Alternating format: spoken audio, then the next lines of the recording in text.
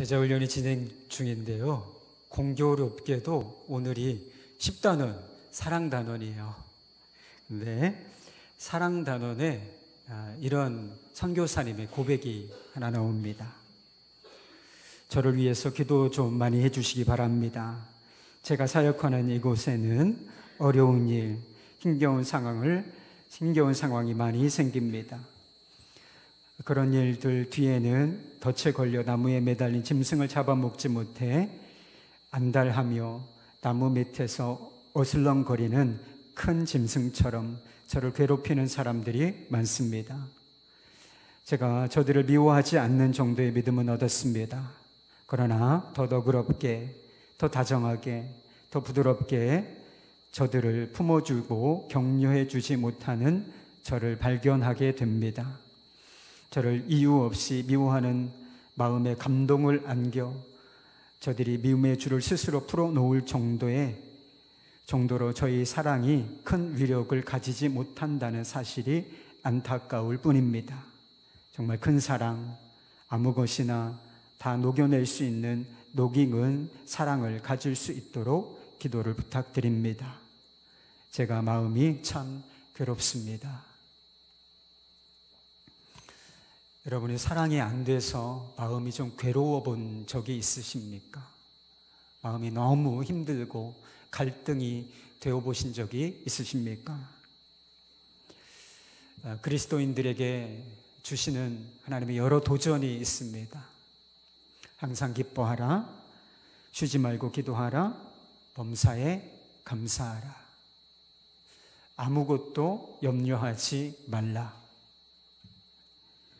여러 가지 시험을 당하거든 온전히 기쁘게 여기라. 이런 말씀을 접할 때면 이것이 도대체 이렇게 우리가 살 수 있을까 하는 그런 생각이 들 때가 있습니다. 그러나 오늘 본문 말씀처럼 도전적이고 또 우리에게 좌절을 안겨주는 그런 말씀도 없다고 싶습니다. 그럼 어떤 말씀입니까? 바로 원수를 사랑하라 라고 하는 말씀입니다. 여러분이 이 말씀에 순종해 보신 적이 있습니까? 원수다, 그럴 만한 사람은 없을지도 모릅니다. 그러나 작은 원수들 있잖아요.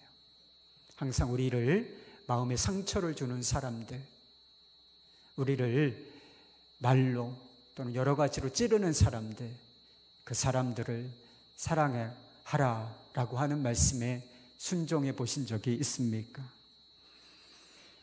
아니, 원수를 사랑하는 것이 가능할까라고 하는 진지한 고민이라도 한번 해보신 적이 있으십니까? 제가 생각하기에 이 말씀처럼 예수 믿는다고 하는 우리에게 외면당하는 말씀도 없다고 싶습니다. 여러분, 신앙생활에는 진지한 고민이 필요한 것입니다. 어떤 때는 정말 말씀 한 구절을 붙들고 치열하게 싸우는 과정이 필요한 것입니다. 여러분, 우리가 이 말씀을 도대체 어떻게 받아들여야 하는 것입니까?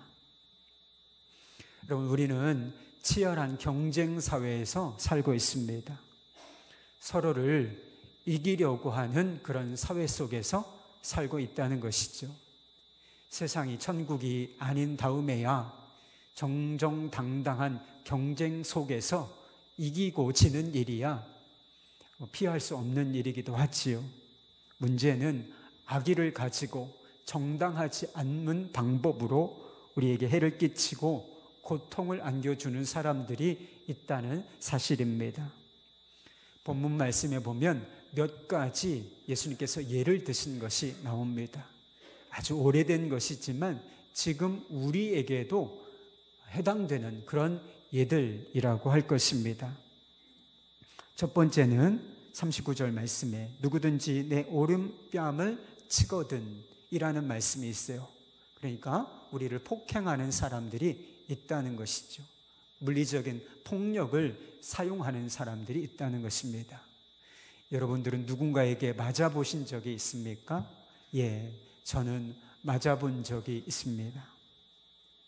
두 번째, 우리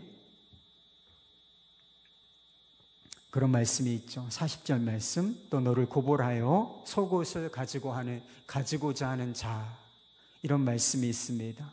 그러니까 법적인 소송을 통하여 우리의 것을 빼앗으려고 하는 사람이 있을 수 있다는 것입니다. 그리고 세 번째, 41절 말씀, 또 누구든지 너로 억지로 오리를 가게 하거든. 이것은 우리에게 어떤 의무를 강요하는 것을 말해요. 예수님께서 십자가를 지실 때 로마 군병이 구레네 사람 시몬이라고 하는 사람에게 예수님의 십자가를 대신 지도록 만듭니다. 그러니까 로마 정부, 군인은 그런 권리를 가지고 있었다 그래요. 어떤 사람을 지명하여 어디까지를 가고 무엇인가를 행하도록 만들 수 있는 그런 권리를 가지고 있었다는 것입니다. 그런데 그것을 당하는 사람 입장에 보면, 구레네 시몬과 같은 사람의 입장에서 보면 억울한 일이 아니겠습니까? 네 번째는 내게 꾸고자 하는 자에게, 42절 말씀이죠. 우리에게 돈을 빌림으로써, 그리고 돈을 빌리고 갚지 않음으로써 우리에게 재정적인 손해를 끼치는 사람들을 말하는 것입니다. 그리고 뒤에 보면 박해하는 자들이 있어요. 신앙적인 이유로 우리를 싫어하고 우리를 핍박하는 자들이 있을 수 있다는 것이죠. 이런 문제에 대해서 율법은 무엇이라고 말하고 있는가? 전문용어로 동해보복법이라고 말합니다. 동해보복법. 그래서 예수님께서 이렇게 율법에 대해서 말씀하신 것입니다. 38절 말씀이죠. 또 눈은 눈으로, 이는 인으로 갚으라 하였다는 것을 너희가 들었을 것이다. 출애굽기 21장 22절 이하에 나오는 말씀인 것입니다. 근데 이 말씀 전후 문맥을 살펴보면 공적인 재판에 관련한 말씀이에요. 재판을 잘 해서 이와 같이 행하라라고 하는 말씀인 것이죠. 율법은 재판을 통해서 악한 사람에게, 악을 행한 사람에게 그에 합당한 대가를 치르도록 규정하고 있는 것입니다. 여러분, 우리 시대에 적용되고 있는 형법 또는 민법이 다 눈에는 눈이고 이에는 이예요. 다른 사람의 신체를,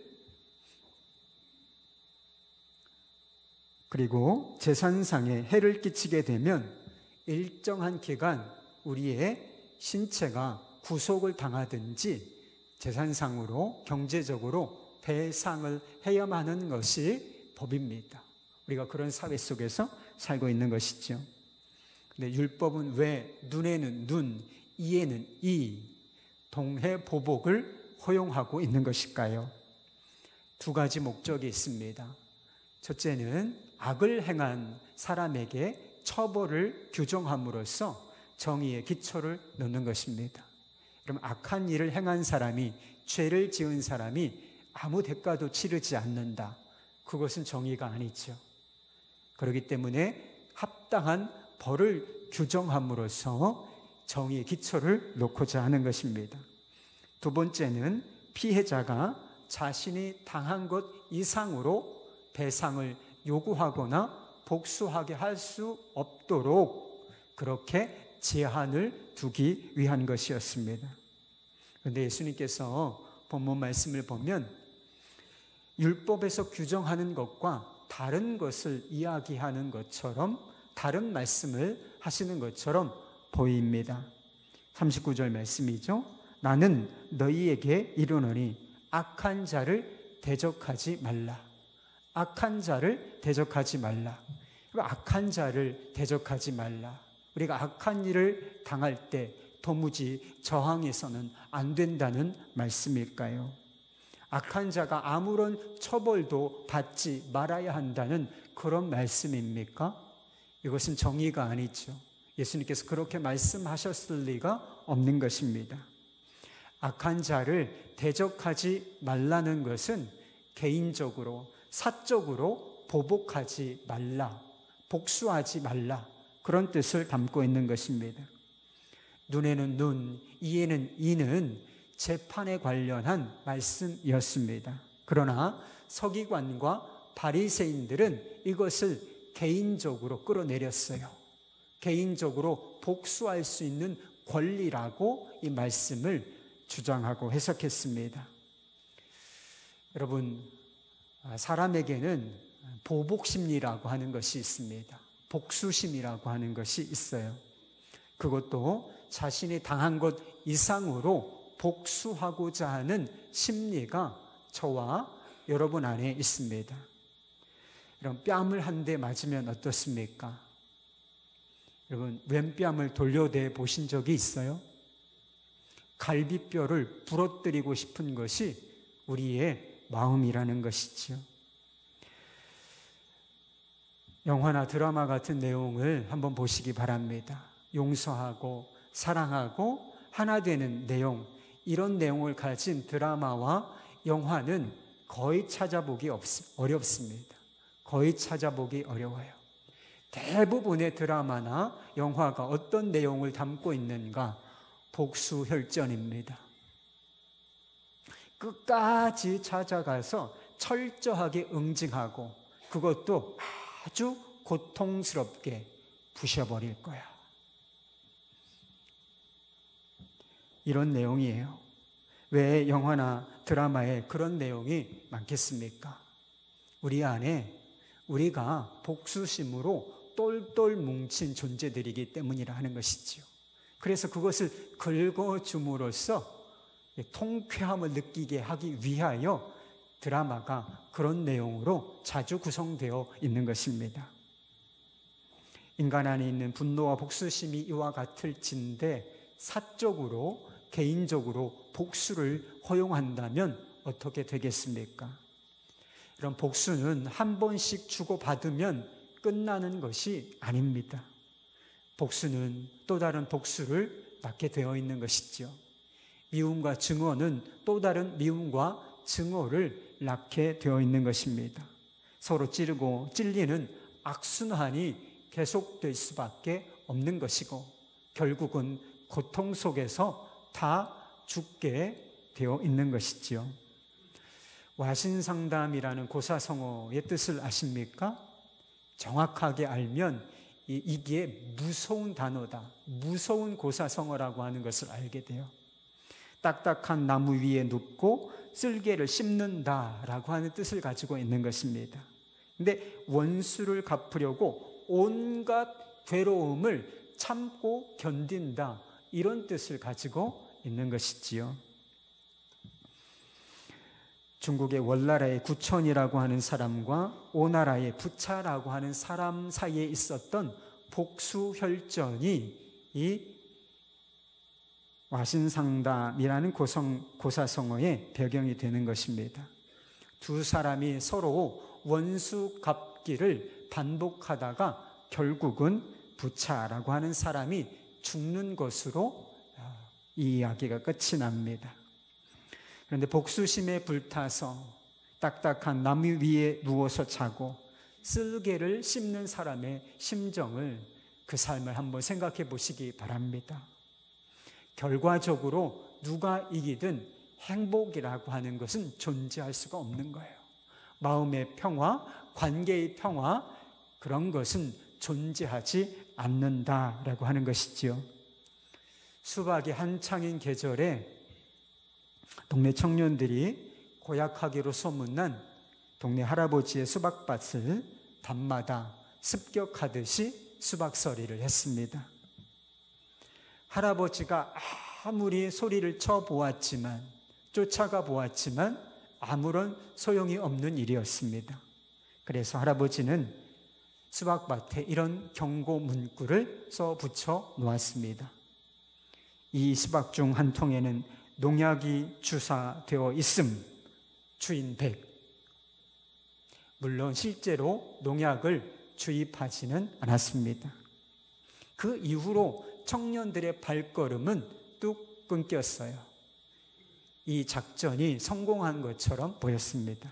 그런데 며칠 후에 또 다른 경고문이 하나 그 수박밭에 붙어 있었습니다. 이 수박밭 또 다른 한 통에 농약을 주사했음. 동네 청년 씀. 그 이후로 동네 청년들은 단 한 통의 수박도 처리할 수 없었고, 그 수박밭의 주인 할아버지는 단 한 통의 수박도 먹을 수도 또 그리고 팔 수도 없었다. 그런 이야기가 있습니다. 동네 청년과 할아버지 중에 누가 승자입니까? 승자는 없습니다. 오직 패자만 있을 뿐이라는 것이죠. 그런데 또 꼭 우리가 이런 모습으로 살고 있지 않나 싶습니다. 서로에게 미움의 독, 또 분노의 독, 복수의 독을 주입하면서 아무도 행복하지 못하도록 서로를 망치고 있는 것이 우리의 삶이 아닌가 싶다는 것이죠. 요셉이 형들에게 억울한 일을 당했을 때 그가 개인적으로 복수하려 했다면 우리가 아는 요셉은 성경에 우리가 아는 요셉으로 기록되지 못했을 것입니다. 다윗이 자기를 죽이려고 그렇게 쫓아다니는 사울을 죽이려고 했다면, 원수를 갚으려고 했다면 아마 다윗은 우리가 알고 있는 다윗으로 성경에 기록되지 못했을 것입니다. 요셉이, 그리고 다윗이 우리가 알고 있는 요셉과 다윗으로 기록될 수 있었던 것은 그들이 복수의 이 악순환의 고리를 끊었기 때문인 것입니다. 여러분, 복수는 나의 것이라고 하는 영화가 있더라고요. 아주 오래된 영화지만 복수는 나의 것. 여러분, 복수는 나의 것이 아닙니다. 복수는 공권력의 몫이고 또 궁극적으로는 하나님께 속하는 것입니다. 로마서 12장 19절 말씀. 내 사랑하는 자들아, 너희가 친히 원수를 갚지 말고 하나님의 진노하심에 맡기라. 기록되었으니 원수 갚는 것이 내게 있으니 내가 갚으리라고 주께서 말씀하시니라. 원수 갚는 일은 주님께서 하시는 일입니다. 심판하는 일은 주님께 속한 일입니다. 예수님께서는 주님의 일은 주님께 맡기고 우리가 할 일이 있다고 말씀하셨어요. 여러분, 우리가 할 일이 무엇입니까? 그것은 원수를 사랑하는 일이라고 말씀하셨습니다. 43절, 44절. 또 내 이웃을 사랑하고 내 원수를 미워하라 하였다는 것을 너희가 들었으나 나는 너희에게 이르노니 너희 원수를 사랑하며 너희를 박해하는 자들을 위하여 기도하라. 여러분, 율법의 정신은 사랑입니다. 하나님을 사랑하고 이웃을 사랑하는 것이 율법의 핵심이요, 그 정신인 것이죠. 본래 하나님께서 말씀하신 이웃에는 그 범위가 없어요. 제한이 없습니다. 그런데 서기관과 바리새인들은 이웃의 범위를 아주 좁게 해석해버리고 말았습니다. 그 이웃이란 도대체 누구인가? 우리가 사랑할 대상은 누구인가? 그것은 같은 동족 유대인이다. 그렇게 생각했습니다. 그리고 그들은 원수는 사랑의 대상이 아니라고 생각했습니다. 이웃이 아니었어요. 그렇게 해석함으로써 이방인과 원수를 사랑의 대상에서 제외시켜 버렸던 것입니다. 그런데요, 율법은 그들이 생각하는 것하고는 전혀 다르게 말씀하고 있습니다. 오히려 원수를 갚지 말고 선대하라고 하는 말씀이 구약 성경에 기록되어 있어요. 잠언 25장 21절. 내 원수가 배고파하거든 음식을 먹이고 목말라 하거든 물을 마시게 하라. 이것이 신약 어딘가에 로마서에 있는 말씀이 아니라 구약 성경에 있는 것을 사도 바울이 인용한 것입니다. 성경의 전문가인 서기관과 바리새인들이 이 사실, 이 말씀이 성경에 기록되어 있다는 사실을 모를 리가 없는 것이지요. 그럼에도 불구하고 인간의 완악한 마음이 하나님의 말씀을 편협하게 해석하여 원수를 미워하고 복수할 자유를 스스로 만들어낸 것입니다. 하나님께서는 결코 우리에게 그런 자유를 부여한 적이 없으심에도 불구하고 완악한 마음이 스스로 원수를 미워하고 복수할 자유를 만들어낸 것이라는 거죠. 여러분, 우리도 하나님의 말씀을 있는 그대로 받아들이지 않고 새로운 해석을 들이대며 하나님의 말씀에 순종하기를 회피하는 경우가 얼마나 많습니까? 어떻게 하나님의 말씀에 다 순종하고 살 수 있냐?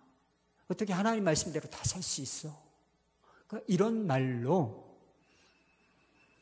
하나님의 말씀에 대한 진지한 고민조차 스스로 차단하고 막아버리는 경우가 얼마나 많은지 모른다 하는 것입니다. 여러분, 생각해 보십시다. 예수님의 말씀은 현실적입니까? 과연 우리가 원수를 사랑할 수 있을까요? 분명한 사실 한 가지가 있습니다. 분명한 사실 한 가지. 그것은 우리의 감정으로, 우리의 마음으로, 그리고 우리의 힘으로는 절대로 원수를 사랑할 수 없다는 사실입니다. 자신에 관해서 정직한 사람이라면, 자신이 어떤 존재인지를 조금이라도 아는 존재라면 이 사실을 인정할 수밖에는 없을 것이라 믿습니다. 여러분, 원수를 사랑할 수 있으려면 다른 사람은 다 사랑할 수 있어야 하는 것 아니겠습니까? 원수가 아닌 다른 사람들은 다 사랑할 수 있어야 원수까지도 사랑할 수 있는 것, 이것이 논리적으로 옳은 것이 아니겠습니까? 그런데 어떠십니까? 다른 사람은 사랑이 다 잘 되십니까? 교우들 중에는 미워하고 싫어하는 사람 없으신가요? 다 우리가 사랑하고 서로 위하고 축복하고 그렇게 살고 있나요? 피를 나눈 형제들끼리는 괜찮습니까? 서로 사랑하고 축복하고 우리가 그렇게 살고 있습니까? 무촌이라 하는 남편과 아내는 뜨겁게 사랑하고 있는가 말입니다. 여러분, 가족들끼리도 사랑하고 용서하고 그렇게 살지 못하는 사람들이 어떻게 원수까지 사랑할 수 있다는 말입니까? 그러니 예수님의 말씀은 비현실적인 것이 맞습니다. 본문 말씀에 보면 누군가 고발하여 속옷을 가지려고 한다면 그에게 겉옷까지 내어주라는 말씀이 있습니다. 억울한 소송을 당한다 할지라도 손해를 감수하라, 그리고 사랑하라, 그렇게 말씀하신 것이었습니다. 그러나 저는 재산상의 손해를 감수하기 싫어서 교우를 대상으로 법에 호소한 적이 있습니다. 누군가 억지로 오리를 가자고 하거든 심리를 동행하라. 동료 목사님이 좀 부담스러운 일을 부탁할 때 저는 심리는커녕 오리도 가기가 싫었습니다. 저는 피를 나눈 형제와 갈등을 겪었고 마땅히 사랑해야 할 사람에게 상처를 주었습니다. 그러면서도 나는 옳다라고 생각하고 살았던 사람입니다. 이것이 저의 현실입니다. 우리의 현실이 이러니 예수님의 말씀은 비현실적인 것이 맞습니다. 그러나 그렇게 치부하고 끝나버릴 수 있을까? 그렇게 넘겨버렸으면 좋겠지만 우리가 그렇게 넘겨버릴 수 없는 중대한 문제 한 가지가 있습니다. 예수님께서 이 원수를 사랑하는 이 문제를 하나님의 아들이 되는 것과 연결시키셨기 때문입니다. 이같이 한즉 하늘에 계신 너희 아버지의 아들이 될 것이다. 이같이 한즉 원수를 사랑한즉 너희가 하나님의 아들이 될 것이다. 그러면 하나님의 아들이 되고 싶습니까? 천국 백성이 되고 싶으신가요? 그렇다면 사랑이 안 되는 문제 그냥 넘어가면 안 되는 것입니다. 원수를 사랑하라, 이 말씀 그냥 현실적이 아니다, 이렇게 넘어가서는 안 된다는 것입니다. 하나님의 아들이 되고 싶은가? 그렇다면 하나님을 사랑하고 이웃을 사랑하라. 이웃을 사랑하되 너희 원수까지 사랑하라. 이 말씀이 우리에게 깨닫게 해주는 사실이 한 가지 있습니다. 우리의 힘으로는 절대로 하나님의 아들이 될 수 없다는 사실입니다. 다르게 말하면 우리에게 구원이 필요하다는 거예요. 구원, 구세주가 필요하다는 사실입니다. 48절 말씀에 보면 하늘에 계신 너희 아버지의 온전하심과 같이 너희도 온전하라 라고 하는 말씀이 있습니다. 이 본문 말씀의 주제가 뭐예요? 사랑입니다. 그러니까 무슨 뜻이 되는 것입니까? 하나님께서 사랑에 있어서 온전하신 것처럼 너희도 사랑에 있어서 온전하라, 완전한 사랑을 하라, 이런 뜻이 되는 것입니다. 여러분, 우리는 다 불완전한 존재들입니다. 어느 한 구석, 지식과 감정과 의지와 어떤 부분이든지 완전한 구석이 하나도 없는 그런 존재들입니다. 그런데 어떻게, 도대체 누가 사랑에 있어서 하나님처럼 완전해질 수 있다는 말입니까? 여러분이에요. 단 한 사람밖에는 없습니다. 바로 하나님의 아들이신 예수 그리스도이십니다. 우리의 구세주가 되시는 예수 그리스도, 그분만 사랑에 있어서 하나님 아버지처럼 온전하시고 완전하신 분이시라는 것입니다. 우리 주변에 보면 사랑을 가르치는 사람들이 있습니다. 사랑의 기술을 가르치는 연애 강사나 또 부부세미나 강사, 이런 사람들이 있지요. 그래서 어떻게 우리가 서로 보듬고 행복하게 사랑하며 살 것인가, 이런 사랑의 기술들을 그분들이 가르칩니다. 예수님께서 그런 사람들처럼 사랑의 기술, 사랑의 방법을 가르쳐 주시기 위하여 우리에게 오신 것일까? 아닙니다. 예수님께서 사랑을 가르치시러 오신 것이 아니라 사랑하지 못하는 자들을 구원하러 오신 것입니다. 그저 원수를 사랑하라, 그런 방법 정도를 가르치시러 오신 것이 아니라 원수를 실제로 사랑하러 오신 것입니다. 우리는 하나님의 사랑을 배반한 죄인들입니다. 지옥 갈 죄인들이죠. 하나님의 원수들이었습니다. 예수님께서는 그런 자들을 위하여 십자가를 지셨습니다. 예수님께서는 원수들에게 비난과 모욕을 당하셨습니다.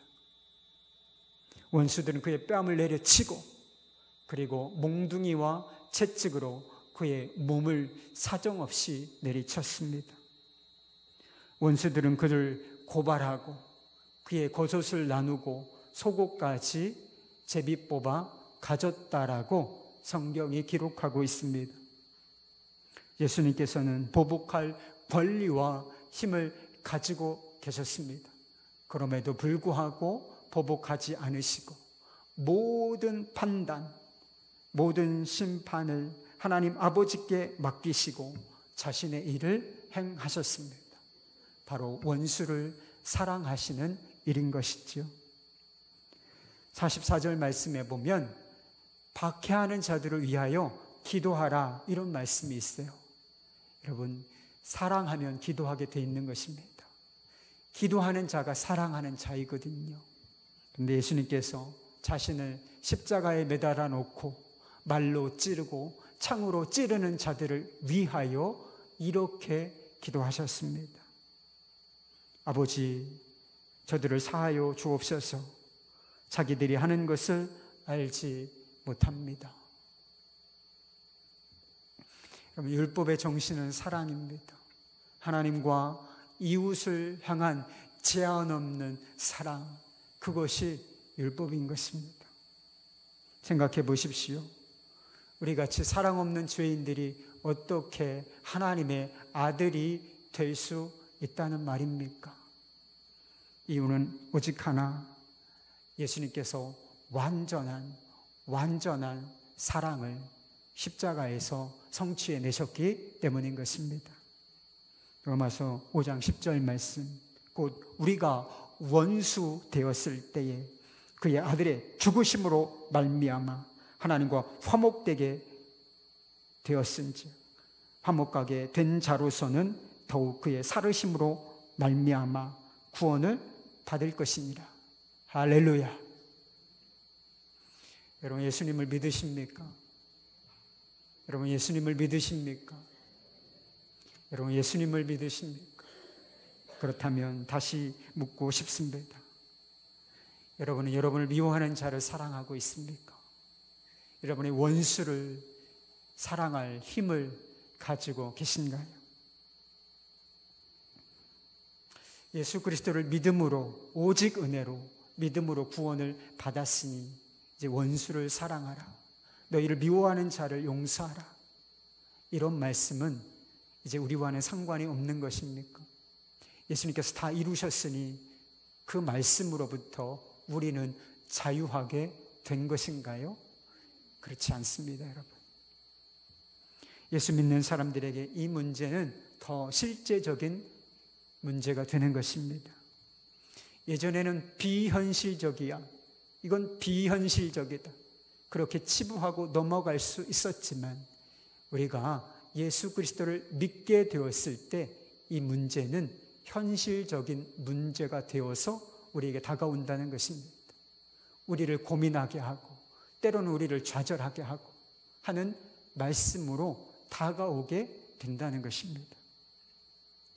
왜 그렇습니까? 우리를 위하여 완전한 사랑, 이 사랑의 십자가를 지신 예수님께서 우리를 또 다른 십자가로 우리를 인도하실 것이 분명하기 때문입니다. 그 십자가가 무엇인지 아세요?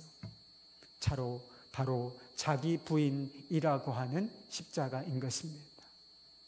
너희가 나를 따르려거든 자기를 부인하고 제 십자가를 지고 나를 따를 것이다. 세상 사람들도 죄인들도 자기를 사랑하고 자기에게 선을 베푸는 사람들은 사랑한다고 했습니다. 달면 삼키고 쓰면 뱉는 사랑은 이런 십자가 없이도 얼마든지 가능해요. 여러분들에게 잘해주는 사람, 선대하는 거, 그에게 잘해주는 거 십자가 없이도 얼마든지 가능합니다. 그러나 만약 우리가 십자가의 사랑 안에 거하고 있다면 예수님께서는 반드시 이런 사랑의 방정식을 부정하도록 만드실 것입니다. 우리를 그 이상으로 나아가도록 인도하실 거예요. 미움을 용서로, 복수심을 사랑으로 바꿔내는 자리로 반드시 우리를 인도하실 거라는 뜻이지요. 그것이 우리가 십자가의 사랑을 받고 있다는 증거인 것입니다. 이기적인 존재들에게 사랑은 죽음의 자리입니다. 우리는 이기적인 존재들인데 사랑하라. 무슨 뜻이에요? 자기를 부인하라는 뜻입니다. 죽으라는 뜻입니다. 그런데 그 자리에 서명 살고 반대로 그 자리를 피하면 죽게 되어 있습니다. 우리가 과연 그 자리에 설 수 있겠습니까? 우리가 과연 나를 미워하는 자들에게 용서의 자리에 서고 원수를 사랑하는 자리에 설 수 있겠는가 말입니다. 믿음이라는 것은 내가 할 수 없다는 사실을 깨닫는 것입니다. 나는 할 수 없습니다. 나는 할 수 없습니다. 내 힘으로는 안 됩니다. 그러나 동시에 믿음은 주님이 하실 수 있다는 사실에 기대하는 것입니다. 그 사실에 의지하는 것, 이것이 믿음인 것입니다.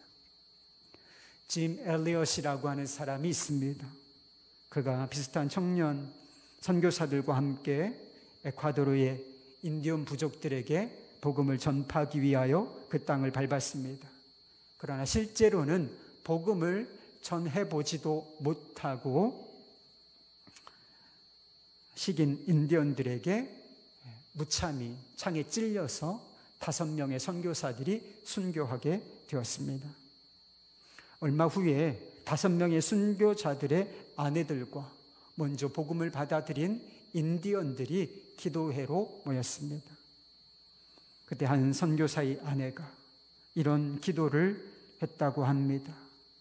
오 하나님, 그들이 하나님을 몰라 그런 일을 행했다는 것을 하나님은 아십니다. 그들은 이렇게 사람을 죽이는 것이 얼마나 큰 죄인가를 모르오니 그들을 용서하여 주옵소서.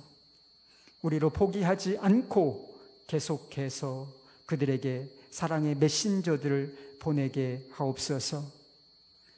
아우카족들에게 사나운 마음 대신 부드러운 마음을 주옵소서. 오 주님, 그들은 우리의 남편들을 사랑 창으로 찔렀나이다. 그러나 주는 이제 그들의 마음을 당신의 사랑의 창으로 찔러 주옵소서. 당신의 말씀의 창으로 찔러 주옵소서.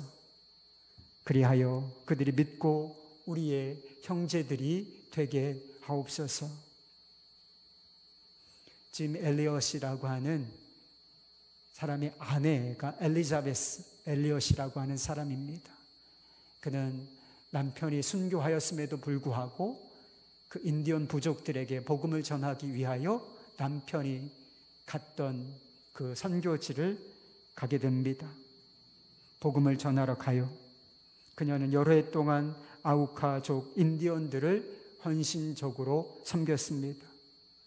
몇 년이 지난 후에 안식년이 되어서 돌아올 무렵에 마을의 부족의 추장이 그에게 물었습니다. 당신은 누구이고 우리를 위해서 왜 이렇게 애쓰고 수고하는 것입니까? 그때 그녀가 대답했습니다. 나는 5년 전에 당신들이 죽인 그 남자의 아내입니다. 그러나 하나님의 사랑 때문에 여기에 오게 되었습니다. 이 말을 들은 추장과 그리고 부족의 사람들이 감동을 받았고, 그리고 예수 그리스도께 마음의 문을 활짝 열게 됩니다. 많은 사람들이 예수 그리스도의 그 사랑을 받아들이게 돼요. 그리고 그 중에 한 사람, 이 짐 엘리엇을 죽였던 한 청년은 나중에 그 아우카 부족을 위한 목사가 되었다라고 합니다. 한 신문은 이 청년들의 죽음을 두고 그렇게 기사를 낸 적이 있습니다. 이 무슨 불필요한 낭비인가? 이 무슨 불필요한 낭비인가? 그러나 그들의 사랑은 결코 낭비되지 않았던 것입니다. 이런 사랑은 낭비되지 않는 거예요. 하나님께서 그 열매를 반드시 거두게 하시기 때문입니다. 십자가는 완악한 마음을 가진 사람들의 그 마음을 찌르는 사랑의 창입니다. 그 창에 찔려야 할 사람들이 누구인가요? 바로 사랑 없는 우리 자신입니다. 주여, 저들을 사랑의 창으로 찔러 주소서.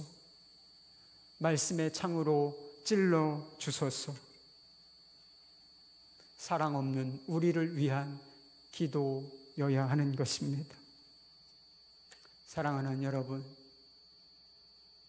여러분의 마음에, 여러분의 영혼에 폭포수처럼 쏟아지는 하나님의 사랑을 받아들이실 수 있기를 바랍니다.